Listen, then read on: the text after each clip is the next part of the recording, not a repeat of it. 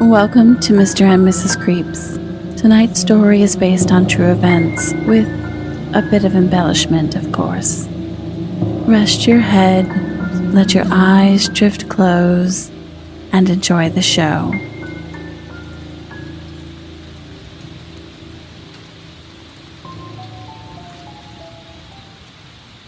Sometimes shopping can be therapeutic. Walking the stores that people tend not to frequent and gazing upon each item without feeling rushed or feeling the eyes of others on you to the sounds of low-grade music is akin to a guru's meditation session. But then, out of nowhere, she saw them. The perfect black small-heeled dress shoe with a rounded toe. She was pleased to see they were marked $5. These secondhand stores were saving Tiffany some major money, and she loved that.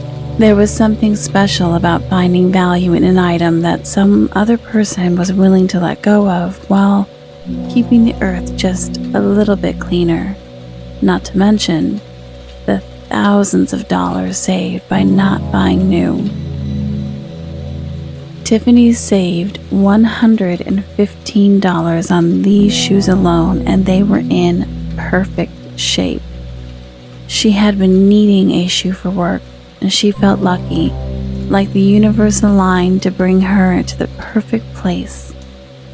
And still, high from the rush of finding this amazing deal, Tiffany zipped over to the grocery store, blaring some 90s alternative while singing at the top of her lungs, and when she was done shopping, she was still smiling from ear to ear.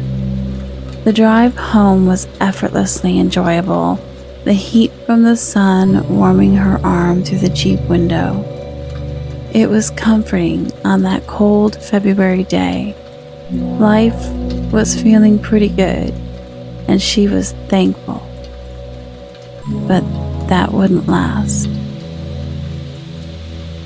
Pulling into the driveway, she heard her dog's excited cheers that she was home. There were several bags of groceries to bring in, and instead of taking a long flight of porch steps several times, she loaded herself up like a mule, hell-bent on making it in one trip. The shoes were going to have to stay in the Jeep until tomorrow, which was fine because they were supposed to get snow, and Tiff needed to wear her snow boots into the office anyway. Successfully making it into the house, her beagle Lance bayed excitedly and stuck his entire head into the shopping bags, pulling Tiffany towards the ground. "Hi, baby. No. Nothing in here for you, Mr. Lance Beagle," Tiffany lovingly quipped. After putting away the haul, she started dinner as her boyfriend Dustin came in from the garage. She didn't even say hello, but immediately regaled her story about finding such an amazing pair of shoes. He listened while taking off his dirty work clothes and placing them into the laundry that was just off the kitchen. And when she was done, he kissed her forehead and said, "I'm happy that you had a wonderful day. That smells good, by the way." The night was routine, and Tiffany was ready for bed. She slept like a log as she usually did and felt rested when she woke the next morning. She enjoyed a cup of hot coffee while getting ready. Excited to show off her new shoes, she picked an outfit that would highlight them, grabbed her lunch bag and a muffin, and headed out into the cold air. The drive was peaceful and beautiful. The morning sun bounced off the fresh snow and glistened in the fields as she puttered along. On days like today, while it was beautiful, she felt grateful to have a four-wheel drive vehicle. Now that she was out of the country and into the city, the drive was a little harder because the side roads had not been plowed yet, and they were messy from cars trudging through the now murky powder. With the parking lot in sight, she mentally prepared herself for opening the office, and out of the corner of her eye, she saw a car zipping down a side street. She knew it was traveling too fast to come to a stop on these winter roads, causing her to throw the Jeep into neutral and brake hard. Sure enough, the car fishtailed right through the stop sign right in front of her. Her heart was beating fast as she found second gear to keep going. Had she not noticed that car, she would have been hit. Taking a deep breath, she continued into the parking lot and parked the brilliant blue carriage that offered her safe passage, grabbed her things, and headed in. The office was cold and dark, but Tiffany was just excited to try on her new shoes and get the day started. They fit wonderfully as she floated around like Cinderella. At lunch, she was dismayed to find all her contents had been crushed when she had come to that quick stop to avoid the car earlier in the morning. It was a disappointment, but she made do with what she had, and the coffee was enough to give her comfort until the end of the shift. Thankful to be heading home, she thought how weird the day had been. It had been decades since she had such a close call on the road. But she brushed it off and started to think about dinner. Since her lunch was less than ideal, she was hungry. The ground beef smelled divine and the red sauce was starting to come together. She chose her favorite angel hair pasta and placed it in boiling water just for a few minutes. Tiff almost did a happy dance when it was time to combine all the ingredients together and top them with some fresh Parmesan. She was so hungry that even though she was the last one to sit and eat, she was the first one to finish. With a full stomach and her favorite shows watched, she settled into bed, eager to get to sleep and drifting off quickly. She tossed and turned in her sleep. When she woke up, she couldn't remember exactly what she had been dreaming, but it was intense enough to cause her to wake up with a feeling of panic. As Tiffany clumsily got out of bed and shuffled to the bathroom through half-opened eyes, she could barely see where she was stepping. She didn't worry too much. In about 7 more feet, the nightlight would sense her motion and gently light the way. 1 step, 2 steps, 3 steps. The nightlight jolted on while simultaneously Tiffany's body shivered. That was weird. Maybe she was closer than she thought to the bathroom door. Stepping into the threshold of the tile floor, Tiff raised her head up to the mirror to see how terrible she looked compared to how she felt. For just a minute, she was relieved to see that she still looked pretty good considering the late hour, but that relief left as quickly as it came. Behind her in the bedroom, in the darkness, was very clearly a person. The body blocked out some of the light coming from the window. Tiffany gasped as terror started to fill her heart. She flipped on the bathroom light as she turned to face her uninvited guest. Her eyes slightly stung from the bright light as she forced them to stay open, ready for anything. Yet, there was nothing there. No one was there. She turned around and looked in the mirror, studying the landscape behind her. She was sure there was something blocking out the light of that window. By now, Dustin had woken up, his face squished in confusion. He asked her what was going on. She told him she wasn't sure if she was just tired or still freaked out from the nightmare that she was having, but that she very clearly saw a person standing behind her in the bathroom mirror. And Dustin was quick to get up and check the house just to be sure. There was no one in the house, and all the doors and the windows were still locked. Tiffany admitted that there was no way that a person could have moved that quickly, so it must have been just in her mind. She hugged him and thanked him for not being cross with her, which he accepted, and then with a big grin said that she owed him one. Tiffany hadn't moved from the entrance of the bathroom as Dustin settled back down. She turned, switched off the bathroom light, and stood there waiting for her eyes to adjust, scanning back and forth in the reflection of the bathroom mirror, trying to figure out what she might have mistaken for a person. She saw nothing except the small holes on the side of the closed blinds, completely free from obstruction. There was nothing more to try and figure out, so she finished using the bathroom and laid back down for the night. Sleep didn't come easily that night. Tiffany tossed and turned, half in and half out of sleep. She would finally get to sleep, but then again wake up restless a few hours later, look at the clock and realize it was 3, and then it was 4, and then it was 5. Stress was starting to get the better of her. Only 1 more hour till she had to be awake for work. In her 20s, only getting a few hours of sleep wouldn't have been such a big deal. But now that she was in her 40s, every hour seemed like it was needed. She tried in vain to get back to sleep, but 6 a.m. came before she knew it. Tiffany laid in bed, staring at the ceiling, having an entire conversation with herself about how if she would just get up and get moving, she would just feel better. But then the other side of her would remind her that she was past the point of being tired and that her day was going to be hard. She persevered and managed to start the coffee maker and get in the shower. Dustin had already gone to work and taken care of the dog, which was a blessing for Tiffany because she just didn't have it to give today.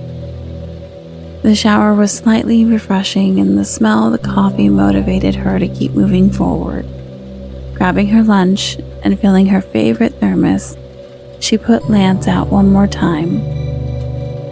There was a very small amount of new snow on the ground, very light and fluffy. It blew around as Lance ran outside. The winter air is what shocked Tiffany back into reality.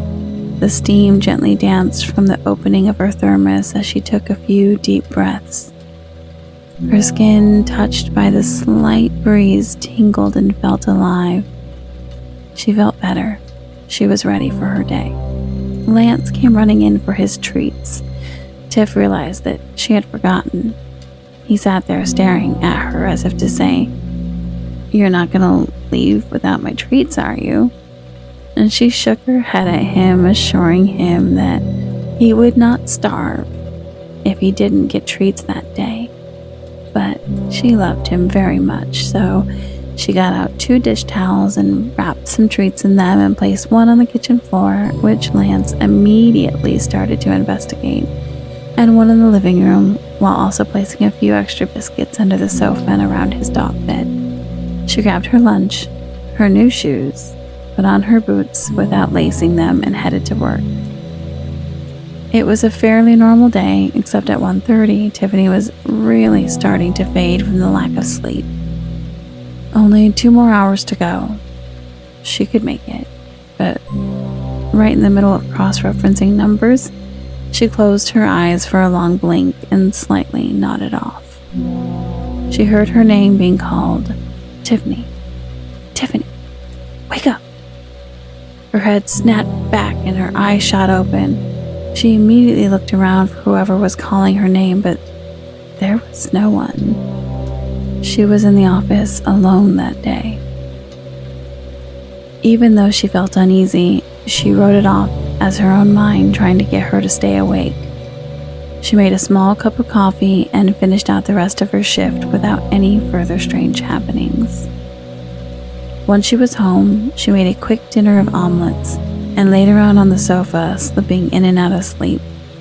She was worried that if she napped, that she may not sleep that night, but bedtime came quickly, and she crawled into bed, curling up next to Dustin. She was out cold within a couple minutes. As her eyes darted back and forth beneath her eyelids, Tiffany's breath began to quicken. Even though it was a dream, her mind and body couldn't seem to tell the difference. There were shadows surrounding the house. She ran from window to window, peering out into the vast yard, trying to understand what was happening. They weren't moving.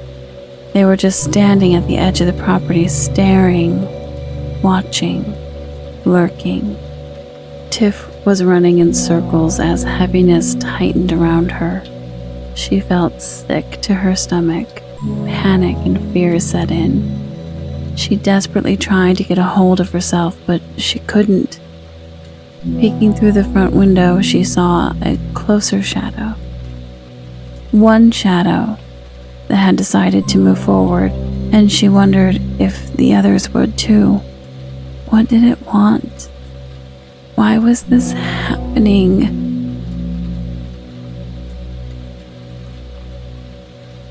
Fog appeared on the glass from her warm breath, and she wiped it away, and her eyes focused on her reflection for a quick second. Moving her gaze through the window, she had the feeling that the scene outside was off. The closer dark image was higher off the ground than it should be. Tears built behind Tiffany's eyes as the reality of what was happening was setting in. She wasn't looking at something outside. She was looking at a reflection of something behind her. She let the blinds fall closed, tightened all her muscles, and slowly turned. To her horror, she was staring at a dark mass. Her body began to tremble. She tried to muster the words, "What do you want?" But it felt like only a breath left her body. The shadow began to take form. Slowly, color emerged in the clothes, strands of hair appeared, and the face took shape. Tiffany was in shock. There before her was a young woman in a flowing sundress, with her hair pulled to one side in a thick braid. It was almost easier to breathe now that the faceless shadow had definition. She waited for what seemed like a decade for the spirit to do anything that would let her know why she was haunting her. Yet, she appeared motionless and quiet. Tiffany, now feeling fed up, commanded this entity, "Tell me who you are and what you want now." Yet the figure remained steadfast and held its ground. A deep rumbling started to come from outside, like a freight train off in the distance that kept getting closer and louder. It became so intense that the vibrations moved pictures hanging on the walls, and trinkets ventured from their long-held resting spots. Tiffany was afraid to look away from her uninvited guest, but she needed to look outside. She opened the curtain, and she was hit with a vortex of solid darkness. The shadow figures that lined the edge of the property had begun to rotate counterclockwise to become a blur of solid darkness that seemed to spread up towards the house like a dome. Whatever confidence or frustration she held was now gone. She whimpered as she turned back to her uninvited guest. The entity charged forward, placing its hands on Tiffany's shoulders, pushing her back to the wall, moving all the way through her. There was a cold blast that she felt, and her hair blew in the breeze that the quick movement made. Tiffany closed her eyes and silently prayed for protection for all this to be over. Through her clenched eyelids, she saw the brightness of a burst of light, and the sound stopped. Afraid to open her eyes, she very slowly opened one. Her shoulders still felt pressure on them. She was overcome with emotion, and a tear started to roll down her face. Both eyes now fully open, she saw Dustin standing in front of her with his hands on her shoulders. The light from the room was so bright that as soon as she saw him, she closed them again and fell into his arms. They stood for a few minutes before Tiffany realized that she was in fact standing. He led her over to the sofa and explained that when he woke up to Lance pacing in the bedroom, he realized that she was gone, so he went looking for her and found her standing in the living room staring at the window.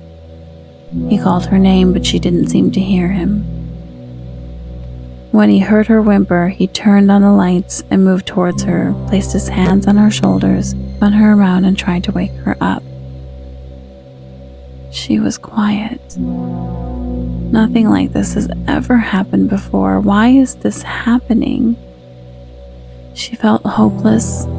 She felt tired. She was so drained from lack of sleep. She was starting to become depressed. Dustin was kind and supportive, but he also was confused and feeling the strain from his partner. They sat on the sofa, Dustin wrapping his arms around Tiffany, her head tucked under his chin. She finally broke down and cried herself to sleep. The next day, they both called into work. Dustin moved back to the bed and slept for a few hours, and Tiffany was consumed with trying to figure out what was going on.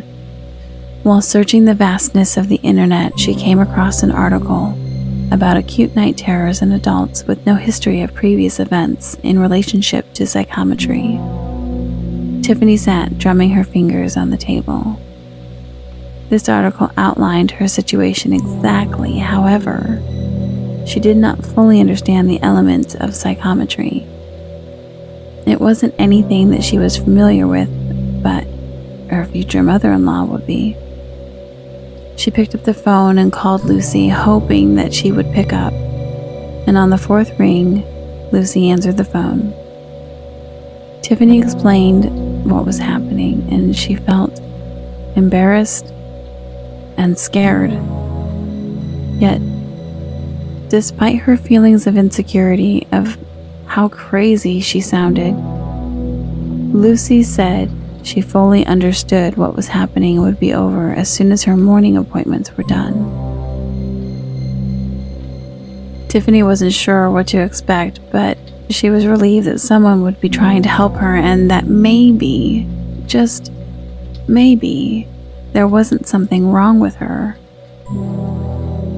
The morning drug on like a pit of quicksand in the blazing sun, while Tiffany tried to keep herself busy.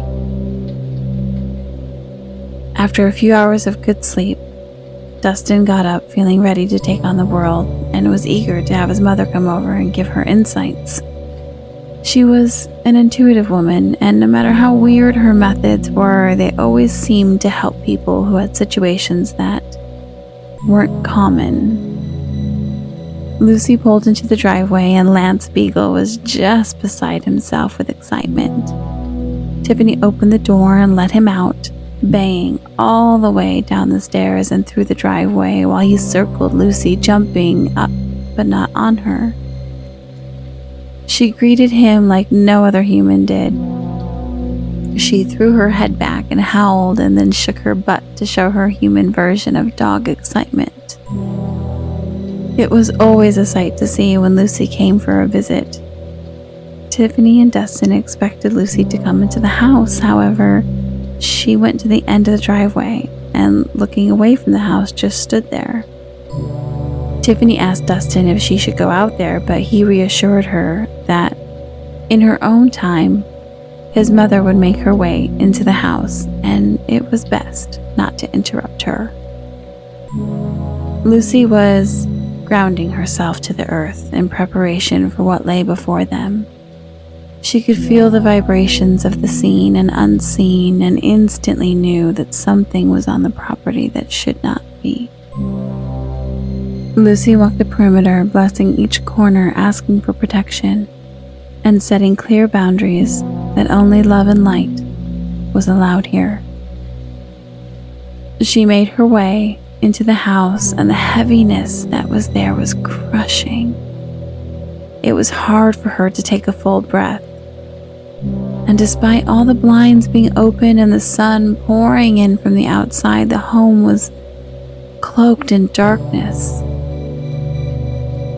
She sat with Tiffany and Dustin and explained to them what she had done outside, and Tiffany didn't know what to think. She thought maybe this was just some random bout of nightmares that she wasn't in control of. I mean, that was more believable to her than asking spirit guides and angels for help with protection and cleansings. As if Lucy read her mind, she said in the most sincere, loving tone, "If this is all for nothing, then there is nothing lost and there is nothing gained. And if you can't put your faith in a higher realm, then I ask you to put your faith in me." Tiffany teared up. She was so tired and ready for her normal life to return. She could absolutely trust Lucy and silently nodded in agreement. Lucy walked the house with Tiffany and Dustin, often looking off into the distance and sometimes just closing her eyes and breathing deeply. Dustin's hand took refuge on Tiffany's shoulders, and she was thankful for the physical contact. Lucy asked them if anything had ever happened before, and they both said no. And she asked them if they did anything recently, like a ghost tour or a seance, and they both said no.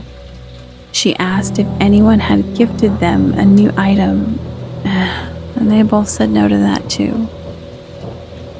Well, there's something new in the house that brought you this menacing spirit. It thrives on your low vibrations, your anger, your sadness, your fear, your self-doubt. And the more it gets from you, the more powerful it becomes, causing you to decline further and further until something happens that can't be reversed. And Tiffany angrily asked Lucy why. Why had it chosen her and not Dustin? Or why had it chosen their house at all? And Lucy responded, "These parasites are opportunistic. They usually wait dormant in an object till someone brings that object into their home. It's an invitation to come inside. And since it targets you, Tiffany, you have to have allowed it in. You brought something into this house. Now, that's not to say that you willingly brought in devastation, but you willingly brought something into this house, and now it's attached to you." Tiffany couldn't think of any kind of antique or anything old that she had brought in. Staring at the floor and shaking her head, she felt numb. Lucy touched Tiffany's arm gently and murmured something under her breath, and Tiffany closed her eyes. A feeling of being lightheaded slowly came over her. She took one step back to steady herself, lifted her head, slowly opened her eyes, and said, "Shoes. I brought a new pair of shoes home from the thrift store. Go get them, Tiff, and put them on the table." Tiffany almost ran to the foyer to get the shoes. Her mind was running as fast as her feet were. Could this really be because of thrift store shoes? Lucy laid some rope and then a large piece of burlap on the table and placed the shoes right in the middle. She wrapped the shoes in the burlap and then the rope while chanting under her breath. Then stated, very loud and very clear, almost making Tiffany and Dustin jump because they weren't expecting it. "What's done is done and cannot be undone." She placed the bound item in her satchel and removed a lighter, a feather, dried sage, and a beautiful seashell. Using the elements of fire, the lighter, air, the feather, earth, sage, and water the seashell. Lucy began to cleanse every nook and cranny of their home. Tiffany and Dustin walked behind Lucy, who had given them clear instructions to concentrate on the feeling of having control over their home and their bodies, to state that only love and light was allowed and that all else must leave. Lucy left Tiffany the cleansing materials and told her to light the sage and wash her hands in the smoke and then cleanse the rest of her body with it before she went to bed. But she made sure to take the shoes. Tiffany was so tired that she barely got through the cleansing. She was in bed, face squished into the pillow by 5 p.m. She slept the entire night with no disturbances. Let this be a warning to all who bring home items that once belonged to another. Good night, sleep tight, under starry skies till morning light. Don't let the nightmares bite.